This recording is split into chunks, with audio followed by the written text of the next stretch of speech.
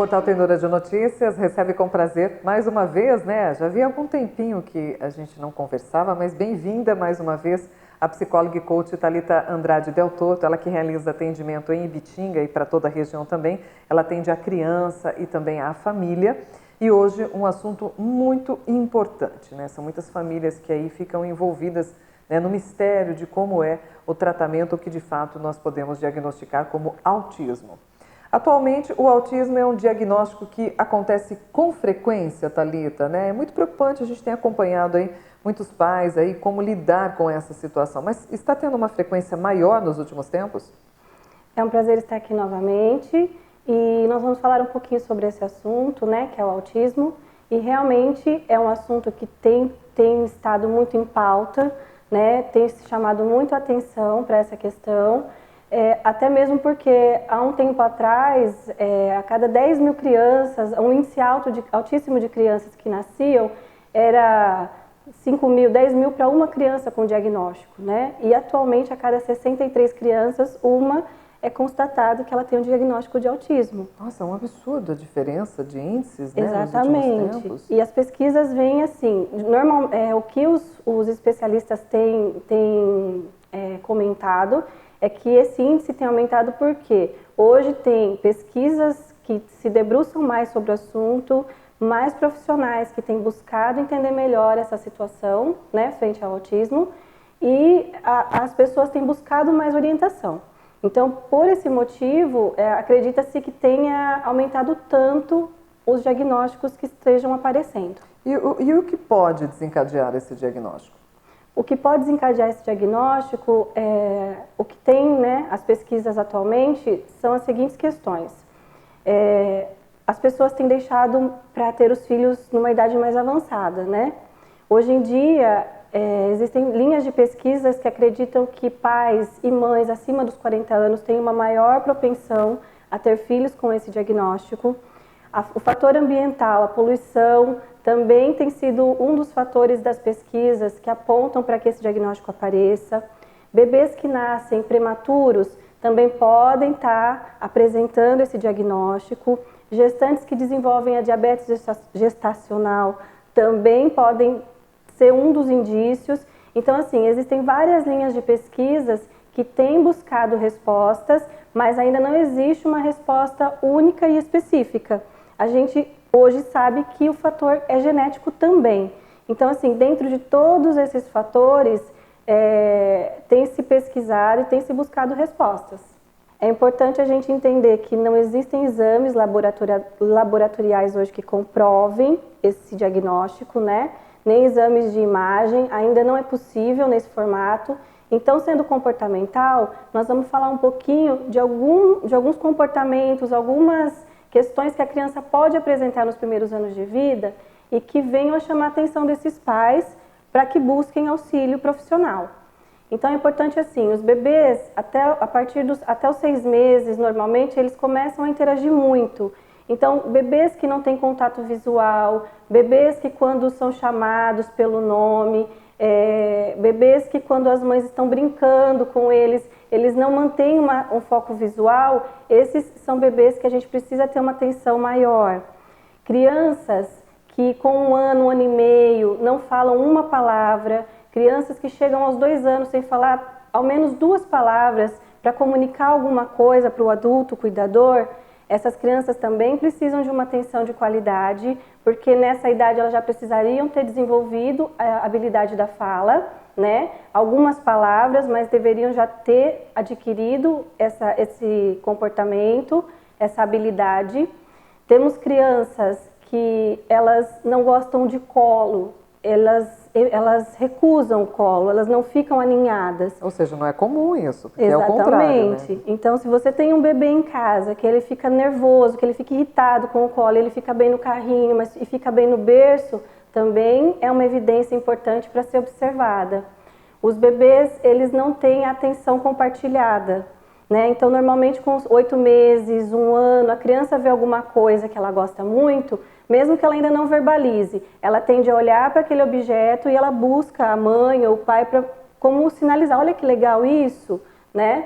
Essas crianças com um possível diagnóstico de autismo também não apresentam essa habilidade. Ou seja, não existe uma interação de relação, vínculo entre os pais ou um responsável e essa criança que tem essas evidências. Sim, exatamente. Mais pautadas aí nesses sintomas. Sim, então o contato visual é pouco ou ele não existe.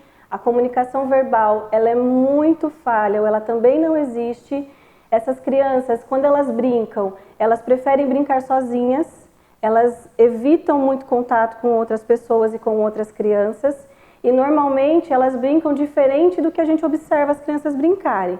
Por exemplo, se a gente for dar um carrinho para ela brincar, normalmente a criança vai colocar as rodinhas no chão e vai empurrar esse carrinho. Uma criança com possível diagnóstico, como que ela brinca? Ela vira esse carrinho de ponta cabeça, ela bate nas rodinhas, ela passa um longo tempo olhando a rodinha. Ou seja, ela acaba não desenvolvendo, né, uma temática, né, com aquele objeto, um carrinho que anda, que corre, enfim. Ela, na verdade, utiliza para outro fim que não é exatamente para aquele, para aquele que é utilizado.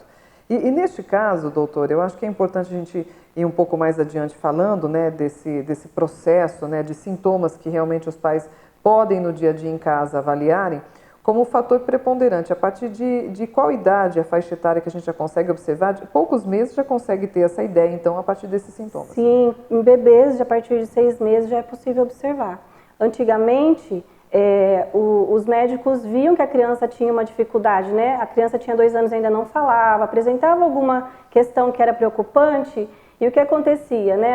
Alguns médicos falavam, ó, quando ele tiver 4, 5 anos, você volta para a gente avaliar se tem realmente um possível autismo.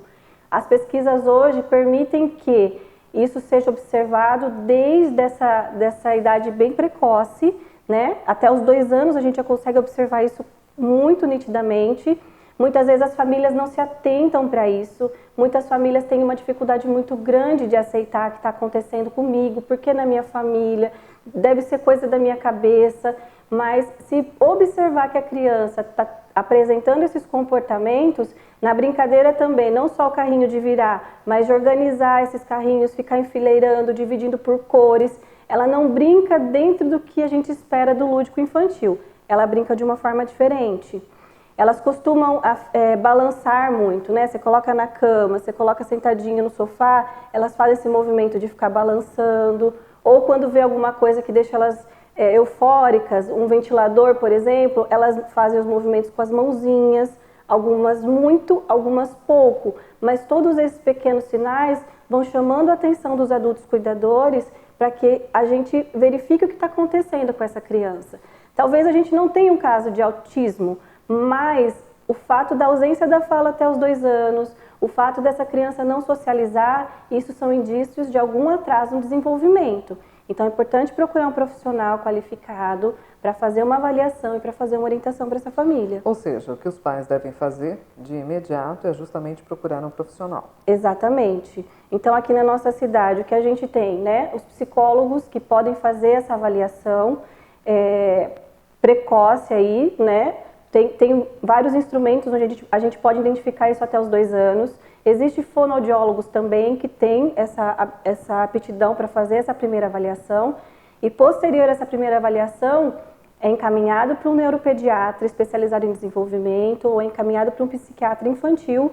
E a partir daí vai ser formada uma equipe multidisciplinar para trabalhar com essa criança, né?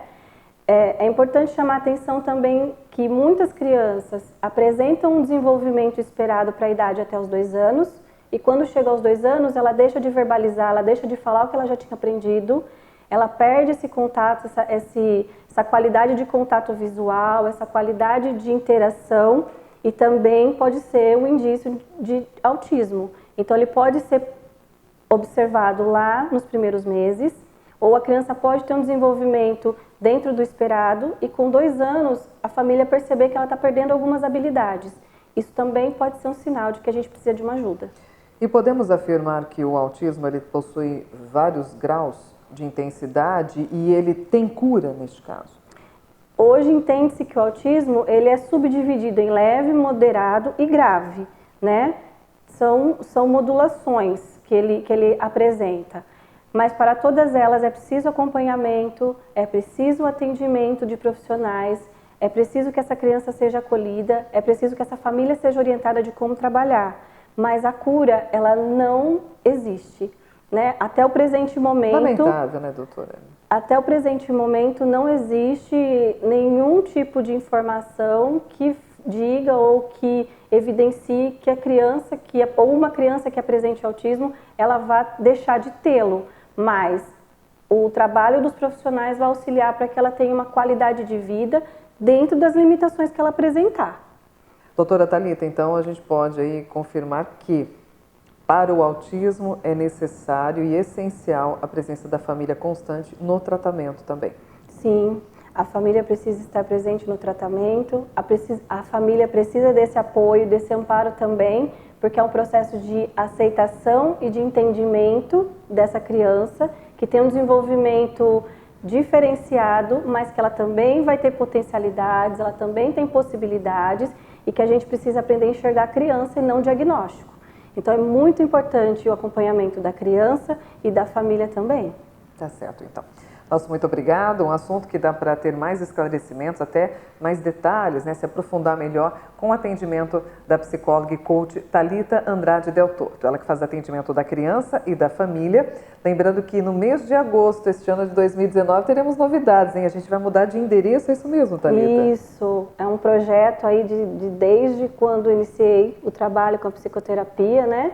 E depois de 10 anos vou estar mudando agora para o endereço novo, na minha clínica. Então é um sonho que está sendo realizado, é um espaço que foi pensado com muito carinho para estar atendendo essas crianças, para atender essas famílias que me procuram. Então eu convido todos aí no próximo mês de agosto para estar passando por lá para conhecer a clínica, para conhecer o meu trabalho e para entender um pouquinho melhor sobre a ludoterapia e a psicoterapia. Portanto, em agosto, a clínica da doutora Thalita Del Torto, ali no Campo Belo, próximo à Escola CIE. Sobre este assunto a gente vai conversar no nosso próximo encontro, aqui no portal Ternura de Notícias. Obrigada, Thalita. Eu que agradeço.